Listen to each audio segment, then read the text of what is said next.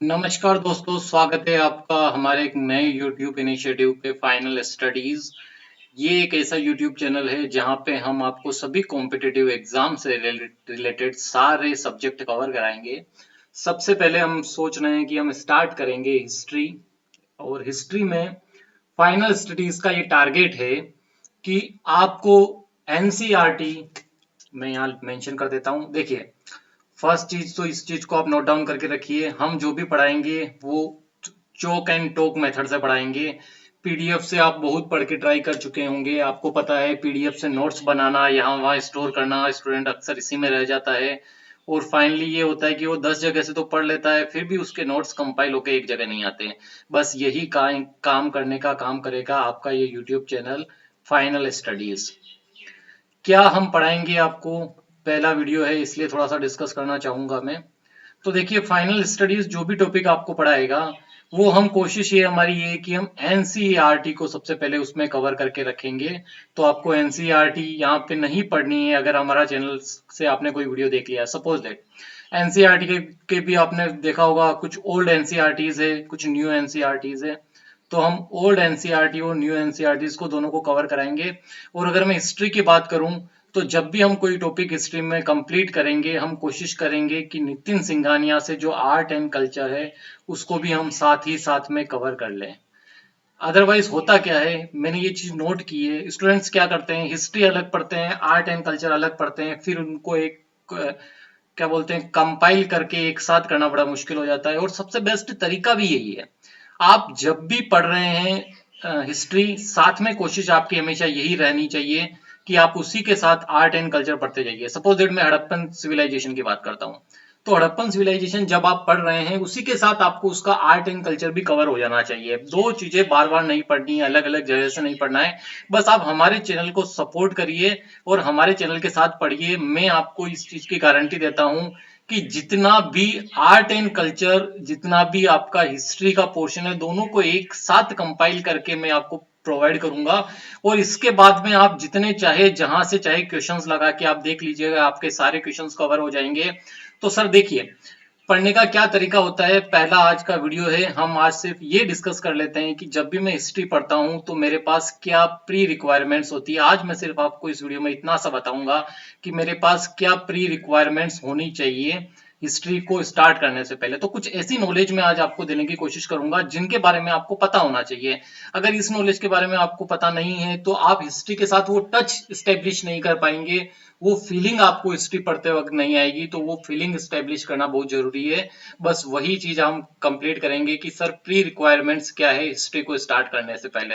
History में तरह तरह के क्वेश्चंस आते हैं जिसमें क्रोनोलॉजी आपको पता है सबसे ज्यादा इंपॉर्टेंट होती है। और कोई भी टॉपिक है तो उसमें क्या क्या चीजें हमें कवर करनी है और किस तरीके से हम आगे बढ़ेंगे, उसी के बारे में आज ये प्री रिक्वायरमेंट का एक वीडियो मैंने आपको बनाया है। ठीक है, तो सर स्टार्ट करते हैं हम प्री रिक्वायरमेंट्स हिस्ट्री की। देखिए, हिस्ट्री पढ़ने से पहले कुछ चीजों के बारे में आप जान लीजिए। पहली चीज तो ये है कि हमें कोई भी टॉपिक कवर करने के साथ क्या कवर करना है। देखिए, सपोज दैट आपको कोई भी टॉपिक हमने पढ़ा है, सबसे पहले आप उसके बेसिक कवर कर लीजिए, जो हम आपको करवाएंगे ऑब्वियसली। तो सर बेसिक्स जब हमने किसी टॉपिक के पढ़ लिए, सपोज दैट मैं आपको एक एग्जांपल दिखाता हूं, मैं हड़प्पन सिविलाइजेशन का, या आप यूं बोल लीजिए इंडस सिविलाइजेशन,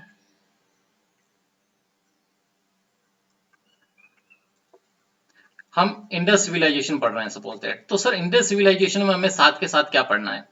देखिए, पहले चीज तो है कि उसकी क्रोनोलॉजी क्या है, वो तो आपको पढ़ना ही है कि इंडस सिविलाइजेशन किसके बाद आई थी, किसके, और इंडस सिविलाइजेशन के बाद में क्या आया था, पहली चीज।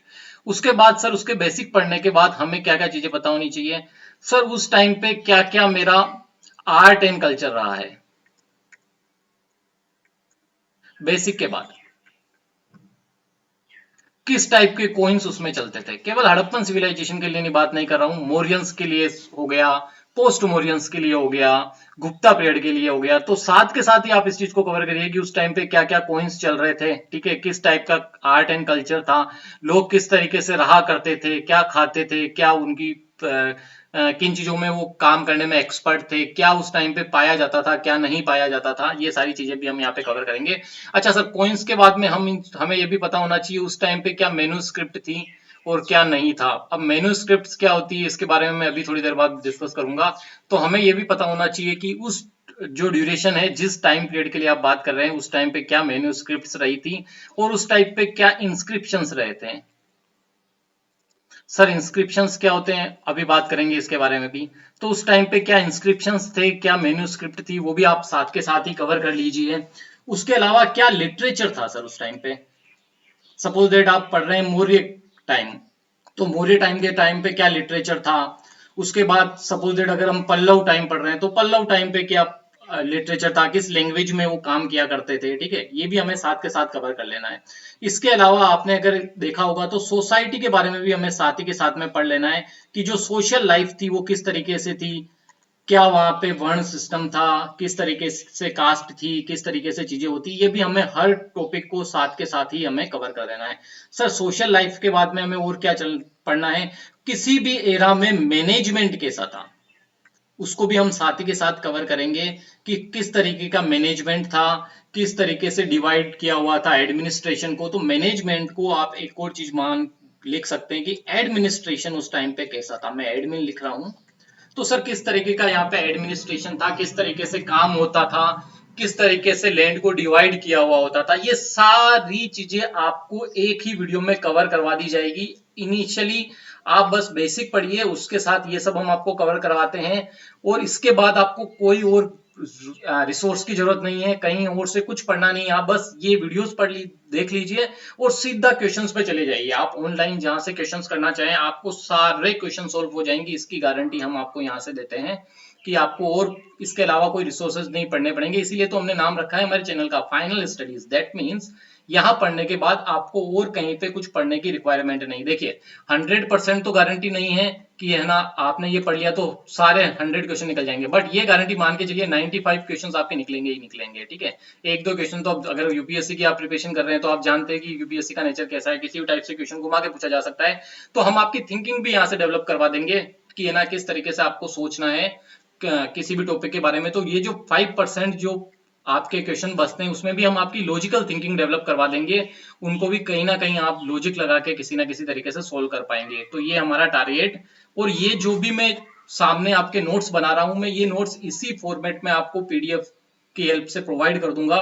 तो आपको बस केवल वीडियो देखना है, कोई नोट्स नहीं बनाने। उसके बाद चाहे तो आप केवल इनको प्रिंट ले लीजिए, बट मैं तो आपको यही एडवाइस दूंगा कि जितना हो आप हाथ से लिखिए। जितना आप हाथ से लिखेंगे उतना ही आपकी कोई भी चीज मेमोराइज करने की पावर बढ़ेगी और उतना ही आप चीजों को मेमोराइज कर पाएंगे। जितना आप मेमोराइज कर पाएंगे, देखिए पढ़ सब लेते हैं बट मैटर ये करता है कितना आपको याद रहता है। 10 जगह से पढ़ोगे कोई सेंस नहीं है।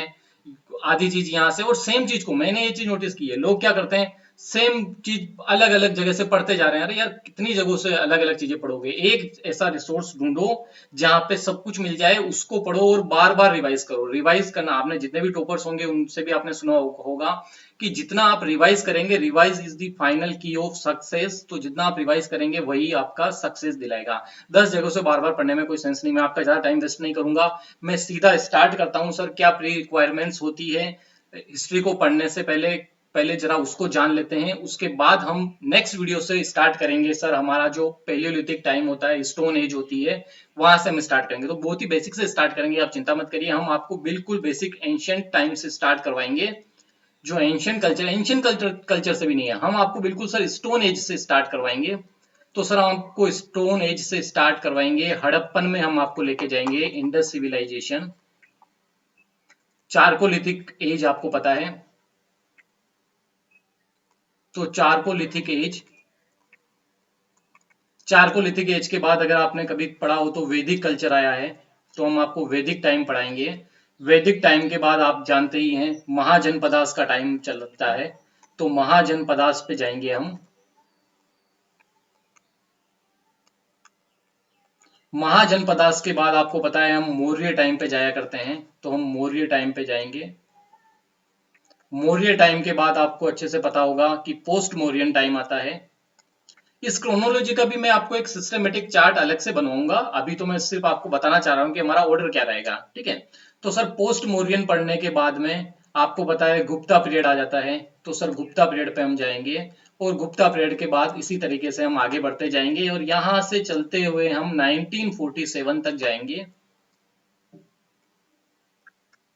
और जब तक इंडिया हमारा फ्रीडम जब तक इंडिया को नहीं मिल गई तब तक हम आपको सब कुछ करवाएंगे। उसके बाद सर देखिए आर्ट एंड कल्चर इसी के साथ फिनिश हो जाता है, ब्रिटिश एडमिनिस्ट्रेशन इसी टाइम पे फिनिश हो जाता है। उसके बाद तो हमारा जो फ्रीडम के बाद का पोर्शन चालू होता है, उसमें डिस्कस अगर हम करें तो उसमें आर्ट एंड कल्चर इतना इंपॉर्टेंट वाली बात रह नहीं जाती है। तो सर उसके बाद में हम इसको यहीं फिनिश करेंगे और पोस्ट इंडिपेंडेंस का हम एक अलग सिलेबस लेके आएंगे। और हमारी कोशिश ये रहेगी कि हम जितना फास्ट हो उतना फास्ट आपको कवर करवाएं। आपको हर एक वीडियो के बाद बहुत वेट करने की रिक्वायरमेंट नहीं रहेगी। तो सर बस फिलहाल के लिए इतना आप समझ के चलिए। मैं स्टार्ट करना चाहूंगा हमारा जो आज का टॉपिक है, जो हम चाहते हैं प्री रिक्वायरमेंट्स। कुछ चीजें आप याद, मेरी कोशिश यही रहेगी कि जितनी चीजें हो मैं आपको यहीं पे याद करवा दूं और जो इंपॉर्टेंट केवल वही पढ़ाया जाएगा आपको। अननेसेसरी की चीजें, अननेसेसरी की पीएचडी करवाने की हमारा यहाँ पे टारगेट नहीं है। आपको एग्जाम ओरिएंटेड हमें पढ़ाना है और कहीं से आपको पढ़ने की रिक्वायरमेंट ना पड़े, ये हमारा टारगेट है। तो सर कुछ प्री रिक्वायरमेंट्स होती है हिस्ट्री को, जब भी आप पढ़ना स्टार्ट करें तो पहले हिस्ट्री को कुछ समझ लेते हैं कि क्या चीज होती है हिस्ट्री में, किस तरीके से हिस्ट्री को पढ़ा जाए। तो कुछ प्री रिक्वायरमेंट्स होती है, उनके बारे में हम आज डिस्कस करना यहाँ पे स्टार्ट करेंगे। तो स्टार्ट करते हैं सर प्री रिक्वायरमेंट्स से। देखिए सबसे पहली चीज को आप ये समझिए, आपको पढ़ना है हिस्ट्री। सर हिस्ट्री को कितने पार्ट में डिवाइड किया जा सकता है, पहली चीज तो आपको ये पता होनी चाहिए। देखिए समझने की कोशिश करिए, हिस्ट्री दो तरीके से हो सकती है, तीन तरीके से हो सकती है सॉरी। एक आपको प्रोटो हिस्ट्री मिलेगा, ठीक है। तो टाइम बोला जाता है कि प्रोटो हिस्टोरिक टाइम होता है। प्रोटो का मतलब आपको पता है, जो एग्जैक्ट पूरी तरीके से डेवलप ना हुआ हो, ठीक है। हिस्ट्री का मतलब ही क्या है, कुछ चीज जो लिखी हुई हो, जिसको कहीं ना कहीं जिसका कुछ एविडेंस हो, ठीक है, कुछ क्रोनोलॉजी टाइप से, ठीक है ना। तो sir proto history historic period होता है और प्रोटो हिस्टोरिक पीरियड से पहले जो था वो था प्री हिस्टोरिक पीरियड। सर जितना यहाँ बता रहा हूँ बस उतना याद रखिए, उसके अलावा आपको कुछ याद रखने की जरूरत नहीं है। क्या होता है अभी बताता हूँ। तो सर प्री हिस्टोरिक टाइम, ठीक है, प्रोटो हिस्टोरिक टाइम, ठीक है, और उसके बाद में आपका पोस्ट हिस्टोरिक टाइम।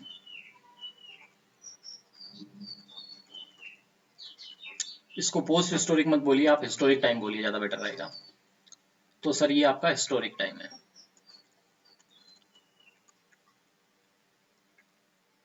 अब हिस्टोरिक टाइम से मतलब क्या है, हिस्टोरिक टाइम का मतलब ये है जब लिखना स्टार्ट हुआ। हिस्ट्री का मतलब ही तो ये है, आप लिखोगे तभी तो उसको आप प्रिजर्व करोगे, ठीक है। तो देखो प्रोटो हिस्टोरिक को केवल आप याद रखो। सर प्रोटो हिस्टोरिक टाइम हम बोलते हैं हड़प्पन सिविलाइजेशन को।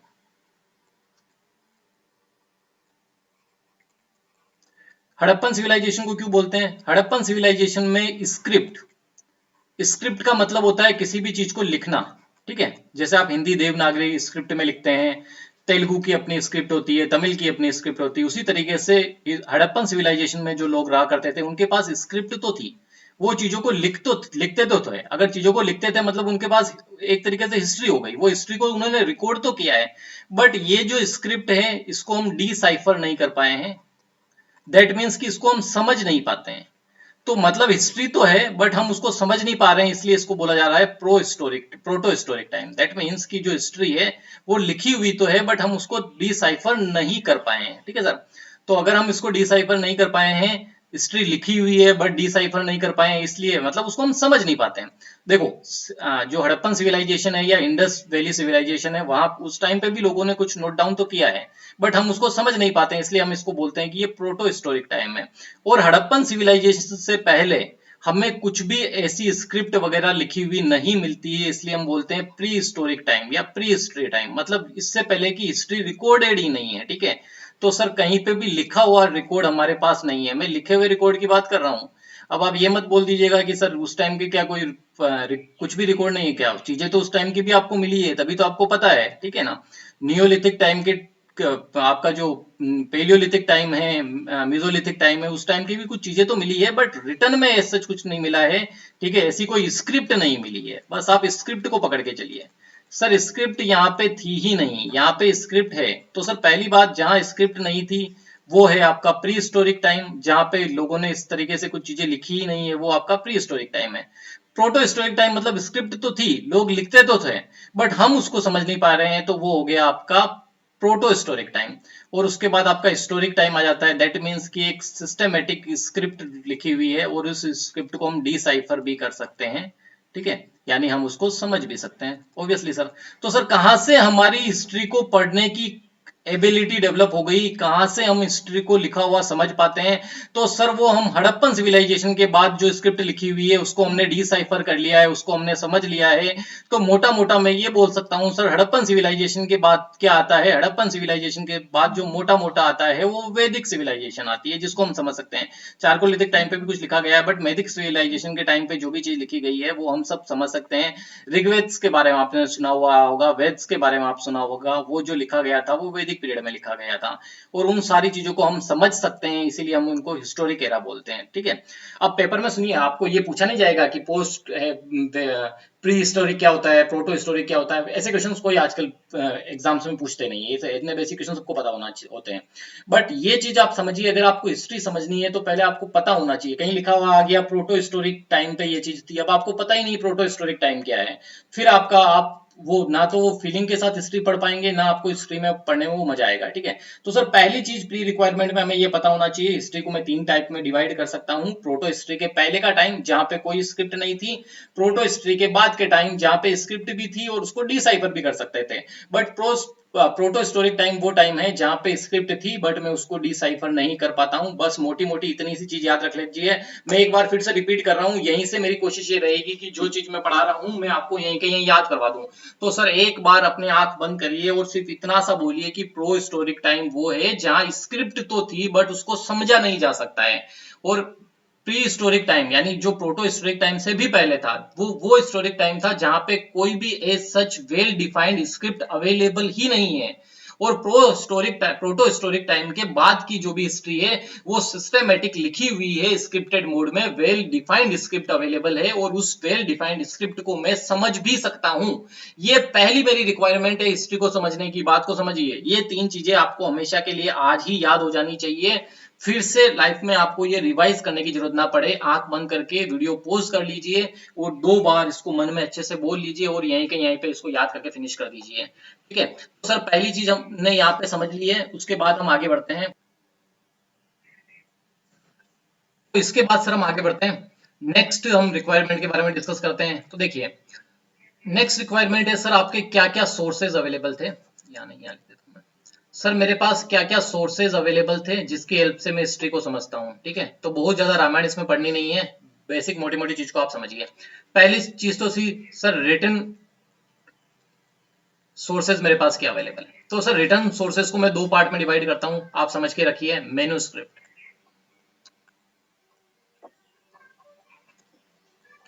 तो मेन्यूस्क्रिप्ट सर, और दूसरा है इंस्क्रिप्शन।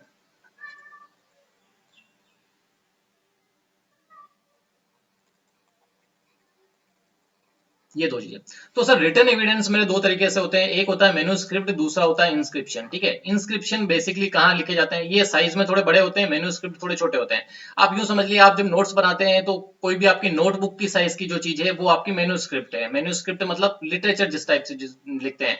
तो सर इनिशियल टाइम में तो पेपर था नहीं, इस बात को भी आज परमानेंटली आप याद कर लीजिए अच्छे से। सर पेपर कब आया इंडिया में? सर पेपर इंडिया में आया है 14th सेंचुरी में। ठीक है, तो सर 14th सेंचुरी से पहले तो पेपर था नहीं, तो फिर किसमें लिखा जाता था? उस टाइम पे जो मेन्यूस्क्रिप्ट थी वो मेन्यूस्क्रिप्ट लिखी जाती थी आपके या तो किसी पेड़ वगैरह के पत्ते पे लिखा जाएगा। ठीक है, तो या फिर उस थोड़े टाइम के बाद जब कॉपर आ गया तो कॉपर प्लेट्स के ऊपर लिखने लग गए। ठीक है सर, तो सर मेन्यूस्क्रिप्ट क्या थी? जो या तो किसी पेड़ के पत्तों पे लिखी गई है या किसी कॉपर प्लेट पे लिखी गई है, साइज में छोटी है। ठीक है, वो मेन्यूस्क्रिप्ट है। इसी के साथ एक चीज आप और समझ लीजिए, मेन्यूस्क्रिप्ट कहाँ लिखी गई है और स्टोर कहाँ होती है। ठीक है, तो सर देखिए, मेन्यूस्क्रिप्ट आज जो स्टोर रहती है वो बेसिकली लाइब्रेरीज में रहती है। तो सर जहां पे भी लाइब्रेरीज बनी हुई है, हिस्टोरिक लाइब्रेरीज, वहां पे हमारी मेन्यूस्क्रिप्ट वगैरह स्टोर रहती है। इंडिया में मोस्टली जो मेन्यूस्क्रिप्ट वगैरह आपको मिलेगी वो कश्मीर साइड में मिलेगी। ठीक है, इसके अलावा इंडिया के साउथ में भी मेन्यूस्क्रिप्ट बहुत सारी है जो अभी तक रिलीज भी नहीं हुई काफी। तो सर साउथ और कश्मीर ये वो जगह है जहां पे मेन्यूस्क्रिप्ट सबसे ज्यादा मिलती है। उसके अलावा इंडिया के बाहर नेपाल में भी इंडियन हिस्ट्री से रिलेटेड काफी मेन्यूस्क्रिप्ट अवेलेबल है। सर अगर मेन्यूस्क्रिप्ट छोटे चीजें हैं जैसे कि पेड़ के पत्तों पे लिखना या कॉपर की प्लेट्स पे लिखना, तो सर ये इंस्क्रिप्शन क्या है? देखिए, इंस्क्रिप्शंस वो है जो किसी पिलर पे लिखा गया है। ठीक है, किसी टेम्पल के वॉल पे लिखा गया है। ठीक है, जो ज्यादा लंबे टाइम पे अपने आप को सरवाइव करते हैं, जो ज्यादा लंबे टाइम तक आपके चलते हैं, ठीक है सर। तो इन दोनों में से अगर मैं बात करूं मैन्युस्क्रिप्ट और इंस्क्रिप्शन में से कौन इंपॉर्टेंट है, तो इंस्क्रिप्शन ज्यादा इंपॉर्टेंट है, लंबे टाइम तक ये सरवाइव करते हैं, ठीक है। और दूसरा इनमें सबसे इंपॉर्टेंट बात ये है कि इनका जो रीजन था वो मैं आपको बताता हूं। तो इंस्क्रिप्शन के बारे में सर एक बार वापस लिख देते हैं यहाँ पे।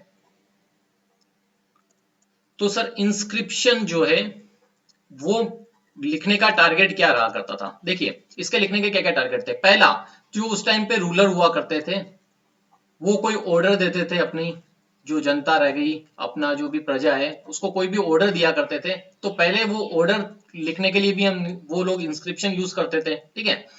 किसी पिलर पे लिख दिया, किसी टेम्पल की दीवार पे लिख दिया, ठीक है ना।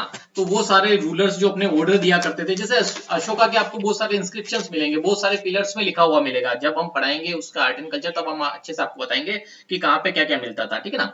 उसके अलावा सर डिवोशन भी आप शो करने के लिए इंस्क्रिप्शन लिखते थे। डिवोशन का मतलब क्या है, आप किस रिलीजन को मानते हैं, उस रिलीजन को बढ़ाने के लिए, उसको आप फर्दर उसको एक्सटेंड करने के लिए, लोगों को उस रिलीजन के बारे में बताने के लिए भी बहुत सारे इंस्क्रिप्शंस लिखे गए हैं।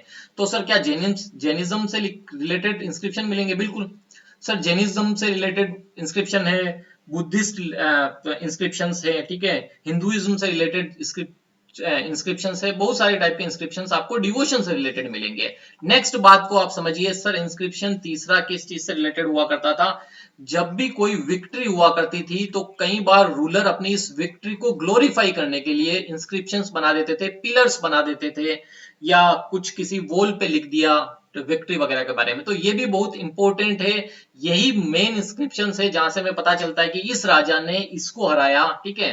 वो कई सारे टाइटल्स ऑक्यूपाई करते थे, जब भी ऑक्यूपाई करना मतलब वो खुद अपने आप को टाइटल दे दिया करते थे मोस्टली। तो जब भी कोई विक्ट्री होती थी तो वो अपने आप को कोई टाइटल दे देते थे, और वो टाइटल वो इंस्क्रिप्शंस में मेंशन किया करते थे। इन टाइटल्स से हमें पता चलता है कि किस राजा ने किस टाइम पीरियड में किस अदर किंगडम के ऊपर अपनी विक्ट्री स्टैब्लिश की, ठीक है सर।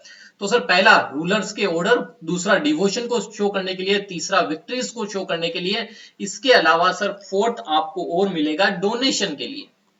कई टेम्पल्स में आपको अभी भी मिलेगा, आपने देखा होगा लिखा हुआ रहता है कि इस पर्सन ने ये चीज यहाँ पे डोनेट की है, ठीक है। तो जब भी कोई कोई भी राजा या कोई आम जनता भी, ज्यादातर आम जनता तो करते नहीं थी, दो ही लोग हुआ करते थे जो डोनेशन किया करते थे, या तो रूलर या फिर उस टाइम का कोई मर्चेंट वगैरह है जो कोई भी आपका ट्रेड वगैरह में इंक्लूडेड होता था, वो ज्यादातर डोनेशन किया करते थे, ठीक है। तो सर अपना डोनेशन शो करने के लिए, ठीक है, हम वो लोग यूज करते थे इंस्क्रिप्शन। मेन्यूस्क्रिप्ट तो सर सिंपल सी बात को आप समझ के चलिए कि कुछ लिटरेचर टाइप है जो आप छोटे, जैसे हम नोटबुक पे लिखते हैं ना, उसी साइज का है ना मेन्यूस्क्रिप्ट हुआ करता था। इंस्क्रिप्शन काफी बड़े साइज के होते हैं, पिलर हो गया, वो हो गया, इन दोनों में आपको बेसिक डिफरेंस पता होना चाहिए। तो सर हिस्ट्री को एक बार फिर से रिवाइज कर लेते हैं। तीन तरह की हिस्ट्री होती है, प्री, प्रोटो, हिस्टोरिक टाइम आपको बता दिया है। अब हम पढ़ रहे हैं रिसोर्सेज। रिसोर्सेज में हम सर पहली चीज जानते हैं कि क्या होता है इंस्क्रिप्शन, रिटर्न एविडेंस जो है। तो रिटर्न एविडेंस में सर दो टाइप मेरे को पता चल गया, पहला मेन्यूस्क्रिप्ट है, दूसरा इंस्क्रिप्शन है, ठीक है। तो सर जब भी हम कोई एरा पढ़ेंगे उसके साथ ही साथ में हम इंस्क्रिप्शन उस टाइम पे क्या लिखे गए हैं वो भी कवर करेंगे, साथ में उस टाइम पे मेन्यूस्क्रिप्ट क्या थी वो भी हम कवर करेंगे, ठीक है। तो सर देखिए हम पढ़ रहे हैं, हमने अभी पढ़ना स्टार्ट किया, एक मिनट में आपको फिर से बताता हूं। देखिए सर हम पढ़ रहे हैं रिसोर्सेज या सोर्सेज, जहां से मुझे हिस्ट्री के बारे में पता चलती है। तो पहला हमारे रिटर्न रिसोर्सेज मैंने आपको बता दिया, ठीक है। नेक्स्ट सर हम बात करेंगे इसके बाद क्या आता है, तो सेकंड आता है रिटर्न एविडेंस के बाद में मेरे पास कॉइन्स होते हैं सर। हर एरा में कुछ कॉइन्स चले हैं, हर जब भी मैं आपको कोई टॉपिक कवर कराऊंगा तो साथ के साथ में उस टाइम पे किस टाइप के कॉइन्स थे सब कुछ कवर कराऊंगा, ठीक है। तो सर ये कॉइन्स किस मेटल में थे, कहां से कहां तक ये कॉइन फैले हुए थे, ठीक है, इन सारी चीजों से रिलेटेड जो भी इंफॉर्मेशन है हम कॉइन्स के बारे में आपको देंगे। और यहां से हमें पता चलता है ना, देखिए कोई भी राजा का कॉइन जहां तक है वहां तक हम ये बोल सकते हैं, या तो उसका जो एरिया था, उसका जो रेन था, या उसका जो राज था वो किस रीजन तक था, किस एरिया तक था, या फिर उसके साथ एक चीज हो सकती है कि या वो राजा वहां तक ट्रेड किया करता था, ठीक है। तो सर दो चीजें तो यहां से कॉइन से पता चल जाता है कि कोई भी रूलर का कितना एरिया था जहां पे उसने रूल किया था, ठीक है। Second sir area of any ruler लिख देते हैं। तो सर कोई भी रूलर किस एरिया तक उसने राज किया है, किस एरिया तक उसने अपना कंट्रोल स्टैब्लिश कर दिया था, वो भी हम कॉइन्स की हेल्प से पता कर सकते हैं। इसके अलावा सर ट्रेड कहां तक था, सपोज दैट आप मान के चलिए अगर मौर्य पीरियड के कॉइन आपको अरेबिक जो एरिया है वहां मिलते हैं या ग्रीक एरियाज में मिलते हैं, तो आप ये चीज समझ सकते हैं कि सर वहां तक या तो ट्रेड था या वहां तक यहाँ इनका जो जो भी उनका रूलर था उसका एरिया एक्सटेंडेड था। ठीक है, तो बस अब हमें ये पता लगाना है कि या तो वहां पे क्या वहां पे उस रूलर का एरिया एक्सटेंडेड था या फिर यहाँ वहां तक ट्रेड करता था जिसकी वजह से कोइन वहां पे चले गए। तो दो चीजों के बारे में काफी चीजें बताते हैं कोइंस, पहला एरिया दूसरा ट्रेड, बस ये चीज आपको पता होनी चाहिए। नेक्स्ट सर अगर मैं बात करूं कि सर रिटर्न सोर्सेज के अलावा और हमारे कोइन के अलावा और क्या था, तो सर थर्ड चीज जो मेरे पास थी वो था लिटरेचर। ठीक है, बुक्स वगैरह और काफी कुछ लिखा गया है। तो सर जब पेपर वगैरह आ गया तो उसके बाद में लिटरेचर वगैरह अच्छे से लोग लिखने लगे। ठीक है, तो लिटरेचर हमें उसकी सोसाइटी के बारे में भी बताता है। ठीक है, तो उसका सोशल कल्चर सब कुछ बताता है लिटरेचर यार, आप सब कुछ इंक्लूड करके रखिए। ठीक है ना, एंड ईटीसी लिख देता हूँ, केवल ईटीसी ना। ठीक है सर, तो सर सोशल लाइफ भी बताएगा, वो एडमिनिस्ट्रेशन के बारे में बताएगा। तो जब भी हम कोई टॉपिक कवर करेंगे हमारी कोशिश यही रहेगी कि हम उसके लिटरेचर को भी साथ के साथ में कवर करते जाएं। ठीक है, ताकि हमें पता चले कि उसकी सोशल लाइफ कैसी थी, उस टाइम पे एडमिनिस्ट्रेशन कैसा था, ये सारी चीजें भी हमें साथ के साथ ही कवर करते जाना है। देखिए सर, दो तीन चीजों के बारे में कई बार आपको पता भी होना चाहिए और कई बार लोग पूछ भी लेते हैं। ठीक है, तो देखिए सर कुछ टर्म्स भी मैं आपको यहीं पे बता देता हूँ। एपिक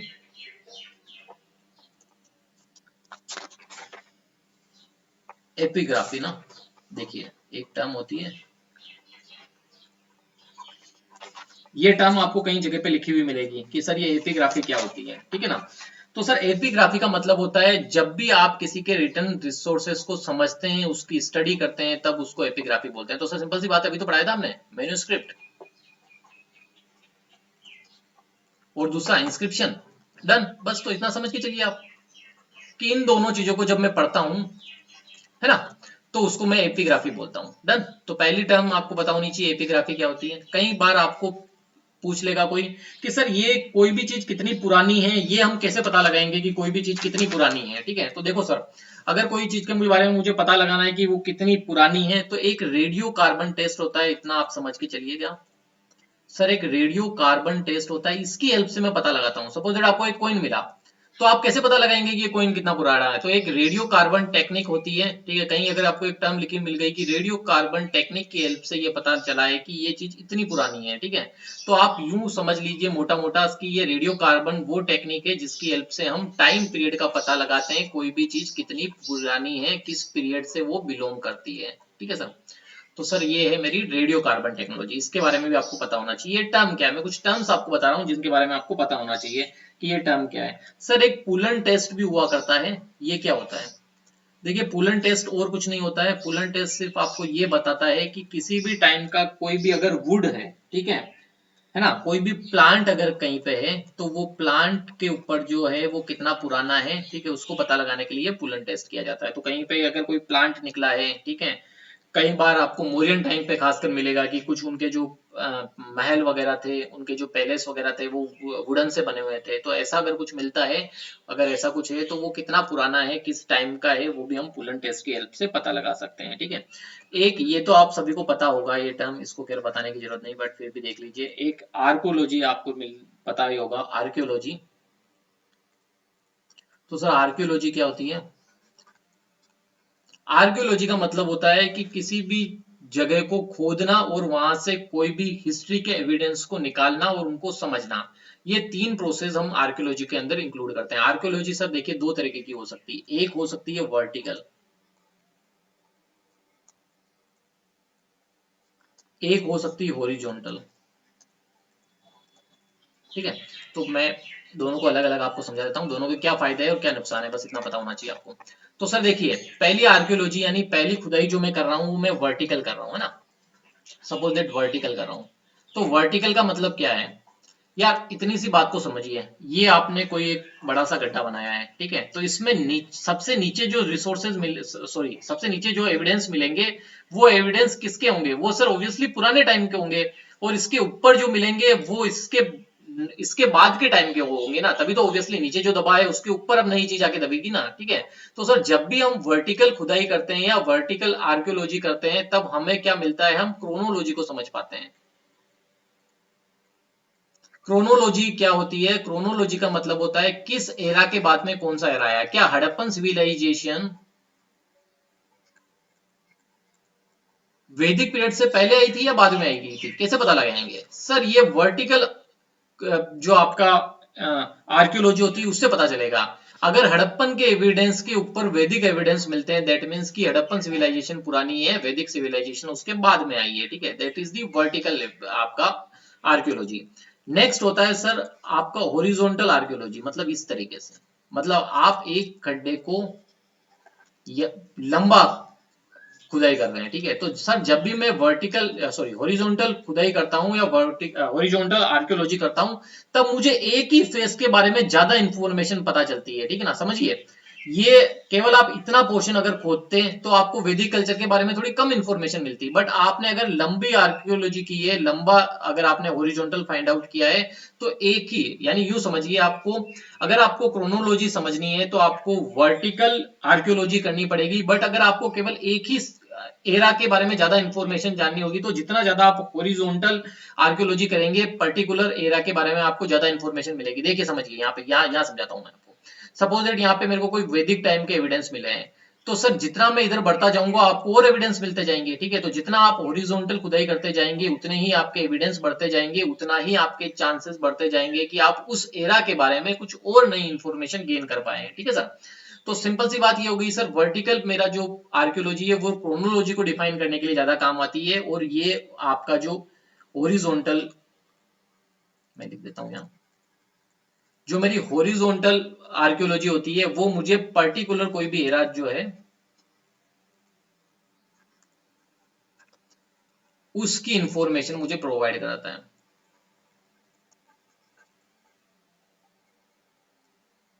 ठीक है सर। तो सर ये कुछ टर्म थी जो आपको हिस्ट्री स्टार्ट करने से पहले पता होनी चाहिए, ठीक है, ताकि आपको कहीं पे भी अगर आप कहीं पढ़ रहे हैं या मैं ही यहाँ पे कोई इन टर्म्स के बारे में अगर डिस्कस करूंगा बार बार, तो आपको पता होना चाहिए कि ये टर्म्स क्या है, इनका यूज क्या है। डन।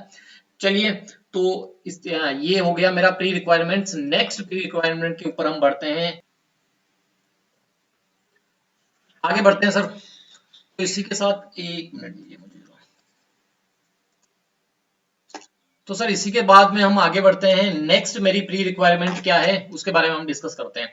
तो सर नेक्स्ट चीज जो मैं आपको बताना चाहता हूँ, आपको लैंग्वेज कहाँ से कहाँ तक डेवलप हुई उसकी थोड़ी सी नॉलेज होनी चाहिए। मैं आपको थोड़ी सी एक है ना बेसिक नॉलेज दे देता हूँ कि किस टाइप पे क्या इंस्क्रिप्ट थी, नहीं सॉरी, किस टाइम पे क्या स्क्रिप्ट चला करती थी और किस टाइम पे कौन सी लैंग्वेज होती थी, उसकी बस एक मोटी मोटी सी आपको नॉलेज होनी चाहिए। तो देखिए सर, आपको जो जानना है वो दो लैंग्वेजेस के बारे में पहले जान लेना है, ठीक है। पहला है प्राकृत लैंग्वेज, दूसरा है संस्कृत लैंग्वेज।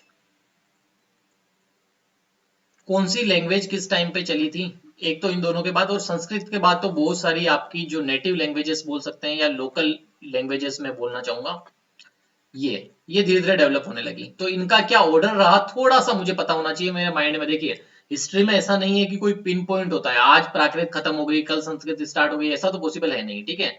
कभी प्राकृत अगर बंद हो रही तो वो धीरे धीरे जाके खत्म होगी, संस्कृत स्टार्ट हो रही तो वो धीरे धीरे स्टार्ट होगी, आगे तक जाएगी, ठीक है। कोई लोकल लैंग्वेज भी अगर डेवलप हो रही है तो वो धीरे धीरे डेवलप हो रही है, ठीक है। तो सर लैंग्वेज और स्क्रिप्ट के बारे में थोड़ा सा हम यहाँ से जान लेते हैं, ठीक है। तो सर समझो, पहली चीज तो प्रोटो, अभी तो मैंने बताया आपको प्रोटो हिस्टोरिक टाइम से पहले तो कोई हमारे पास इतना स्क्रिप्ट था नहीं, तो मैं प्रोटो हिस्टोरिक के बाद के टाइम की बात करता हूं। तो सर वैदिक टाइम की बात कर लेते हैं हम। वैदिक टाइम की अगर मैं बात करता हूं तो संस्कृत उस टाइम पे थी ना, लेकिन ये जो संस्कृति उसी के साथ में प्राकृत लैंग्वेज भी हुआ करती थी, और जो आम लोगों के पास जो लैंग्वेज हुआ करती थी, जो आम लोग यूज करते थे, वो प्राकृत लैंग्वेज हुआ करती थी, ठीक है। सर वैदिक टाइम के बाद में, ठीक है, इसको मैं थोड़ा इस तरीके से डिवाइड कर देता हूं। वैदिक पीरियड के टाइम पे जो मेरे पास महाजनपद आ जाते हैं,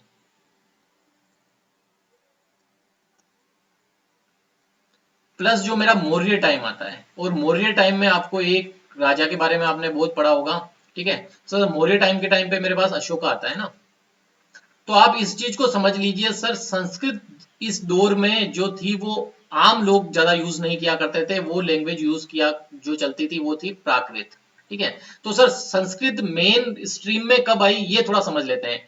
तो बाकी सब चीजों को आप छोड़ के चलिए, बस इतना समझ लीजिए 3 सेंचुरी है ना, जो 3rd सेंचुरी थी ना, ये वो टाइम था जहां से आप संस्कृत को डिफाइन कर सकते हैं कि उसके बाद संस्कृत आपकी ज्यादा लाइमलाइट में हो गई या संस्कृत ज्यादा यूज होने लग गई। उससे पहले तक की जो आप हिस्ट्री पढ़ेंगे ना, उसमें प्राकृत का ज्यादा बोल सकता हूं कि ज्यादा इफेक्ट था ना। तो सर यूं समझ के चलिए 3rd सेंचुरी वो एरा है जहां के बाद आम लोग भी ज्यादातर संस्कृत यूज करने लगे थे। उससे पहले का जो टाइम था वहां तक प्राकृत मेरे पास ज्यादा चला करती थी, ठीक है। तो इससे पहले तक 3rd सेंचुरी मतलब मोटा मोटा अगर मैं आपको बताऊं तो कुछ गुप्ता टाइम है ना। तो सर गुप्ता टाइम का के बाद से आप यूं समझ लीजिए संस्कृत वगैरह में आपको ज्यादा चीजें मिलेगी। उससे पहले तक मौर्य टाइम प्राकृत में लिखा करते थे, ठीक है। जो अशोका के आपको लिखी हुई चीजें मिलेगी वो प्राकृत में लिखी हुई मिलेगी, ठीक है। तो सर इसी टाइम पे जो प्राकृत थी उसकी स्क्रिप्ट क्या थी ये भी आप यहीं पे याद कर लीजिए। तो सर मोटा मोटा क्या याद रखना है, 3rd सेंचुरी से पहले प्राकृत ज्यादा, 3rd सेंचुरी के बाद में संस्कृत ज्यादा, ठीक है। तो प्राकृत जो लिखा करते थे वो दो टर्म थी, एक तो दो स्क्रिप्ट थी, एक तो ब्राह्मी स्क्रिप्ट थी, ठीक है ना, एक खरोष्टी थी सर। डन। तो दो स्क्रिप्ट हुआ करती थी सर, एक ब्राह्मी और एक खरोष्टी। ब्राह्मी जो चलती थी वो लेफ्ट से राइट की तरफ लिखते थे, और खरोष्टी जो थी वो राइट से लेफ्ट की तरफ लिखते थे, इतना याद रखिएगा, ठीक है। तो ब्राह्मी कहां से कहां तक थी जब मैं आपको मौर्य टाइम पढ़ूंगा तब अच्छे से बता दूंगा। खरोष्टी कहां से कहां तक फैली हुई थी वो भी मैं आपको जब मौर्य पीरियड पढ़ाऊंगा तब अच्छे से समझा दूंगा। बट फिलहाल के लिए आप बस इतना समझ के चलिए कि सर 3rd सेंचुरी के बाद संस्कृत ज्यादा लाइमलाइट में आ गई। 3rd सेंचुरी से पहले तक अगर मैं देखूं तो प्राकृत या और अदर कोई लैंग्वेजेस वो ज्यादा लाइमलाइट में थी। सर संस्कृत के बाद ही 6th सेंचुरी आप और याद रख लेना कि 6th सेंचुरी के बाद में लोकल लैंग्वेजेस बहुत सारी डेवलप होने लगी, तमिल कल्चर आ गया ना। तो आपको बस इतना पता होना चाहिए, कहीं पे लॉजिक बिल्डिंग में आपको ये चीज बहुत काम आएगी। अभी आपको इंपॉर्टेंस इसकी इतनी समझ नहीं आएगी, बाद में आप जब क्वेश्चंस बनाएंगे ना तब आपको अगर दिमाग में ये चीज है कि 6th सेंचुरी के बाद सर लोकल लैंग्वेजेस डेवलप हुई थी, तमिल वगैरह में ज्यादा लिटरेचर उस टाइम पे चलने लगा था, तब आपको देखिए कितना ज्यादा बेनिफिट होता है, ठीक है। तो सर जो लोकल लैंग्वेजेस थी उनका जो टाइम है डेवलप होने का है वो 6th सेंचुरी के बाद में है, ठीक है ना।